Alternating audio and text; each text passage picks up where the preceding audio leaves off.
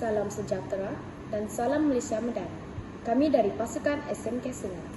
Pertama sekali, saya ingin merakamkan setinggi-tinggi penghargaan kepada Kementerian Pendidikan Malaysia kerana memberi peluang kepada saya untuk membentangkan satu cadangan yang amat penting dan relevan pada hari ini, iaitu garis panduan penggunaan kecerdasan buatan dalam kalangan murid sekolah. Tuan-tuan dan puan-puan sekalian, kecerdasan buatan atau Artificial Intelligence (AI) kini bukan lagi satu teknologi masa hadapan, tetapi realiti harian yang semakin berakar dalam sistem pendidikan kita.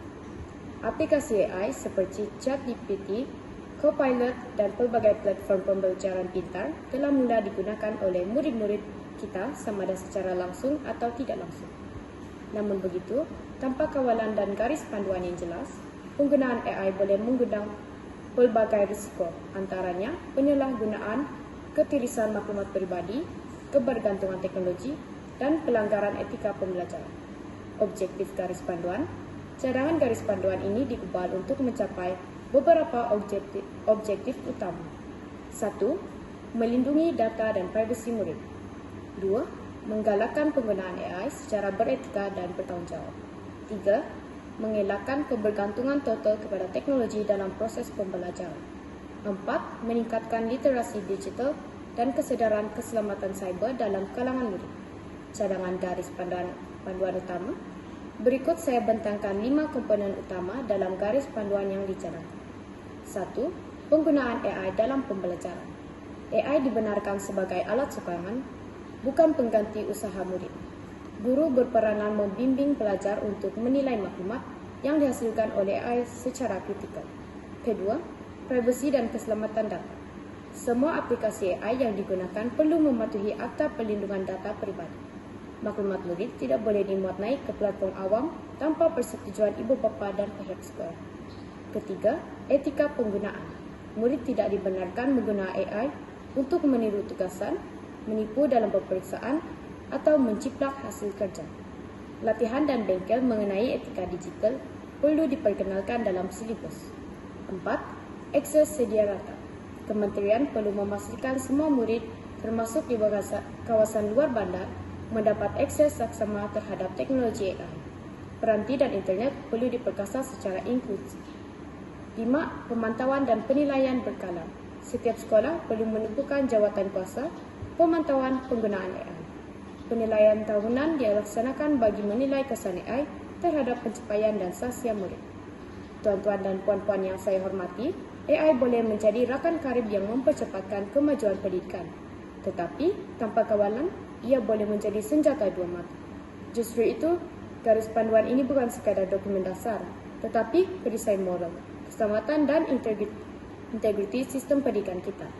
Saya berharap cadangan ini dapat dipertimbangkan secara serius oleh pihak kementerian demi melahirkan generasi murid yang bukan sahaja sulit teknologi, tetapi juga tinggi nilai dan akhlak. Tuan-tuan dan puan-puan, kini sebati dalam kehidupan seharian dari carian maklumat, menyamakan tata bahasa sehinggalah kepada penjana esei dan mencipta imej.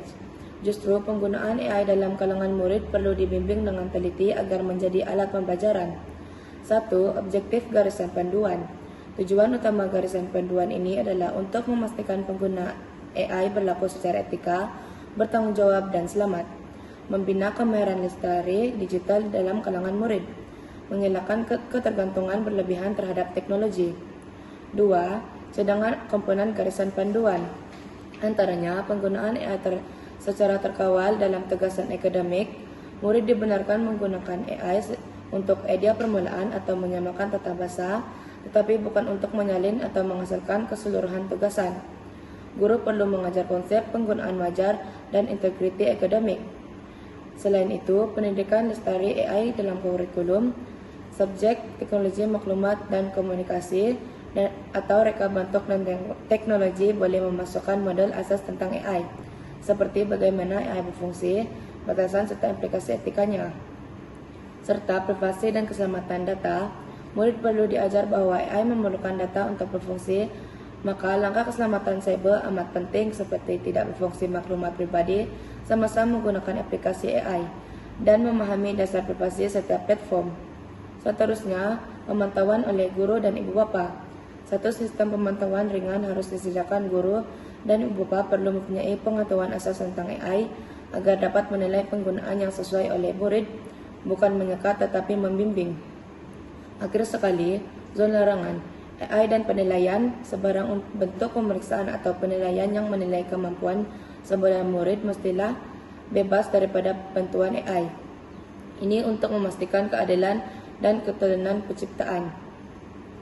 Kepentingan garisan panduan ini, tanpa garisan panduan yang jelas, itu bakal berdepan plagiat digital berluasan, kejatuhan nilai usaha dan daya fikir, serta risiko manipulasi maklumat. Sebaliknya, jika dipandu dengan baik, AI mampu menjadi pemakin kepada pembelajaran berfokus, kreatif, dan adaptif. Tuan-tuan dan puan-puan, kecerdasan buatan ialah alat.